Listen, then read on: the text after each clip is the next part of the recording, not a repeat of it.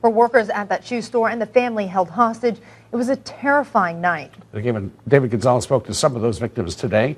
He joins us now live in the studio with more on that. David? Bob, it was a tense night for everyone involved. That family says it's an experience they don't wish on anyone. April is breathing a sign of relief Friday night, knowing her nightmare involving the so-called modern-day Bonnie and Clyde is over.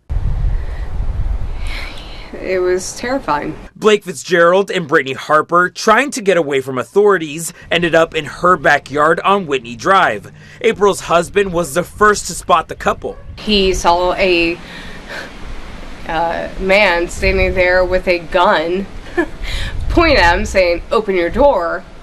And what do? They broke in and held up April and her family for almost 3 hours. It was a long time of them patiently waiting and watching, and him saying, "Okay, it's time to go," and she didn't want to leave because she hurt her back. Fitzgerald and Harper eventually left, and they alerted authorities that the couple had stolen their red pickup. I'm having to come to terms with it, and I'm just glad that my daughter was able to comfort her and keep her kind of quiet and, sleep for the whole thing, because that would have made it a very different situation.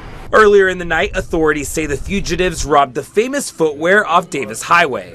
It was very busy last night. They were very bold to do what they did.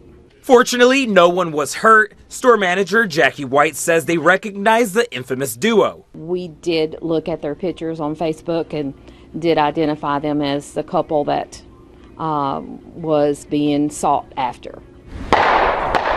That helped trigger the events that led to the end of this manhunt.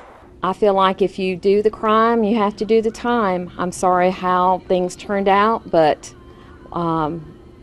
they had to know that this was going to not come to a very good end. You never want to hear somebody has died that you've met. I mean, a human being, a human life. It's taken. It's awful.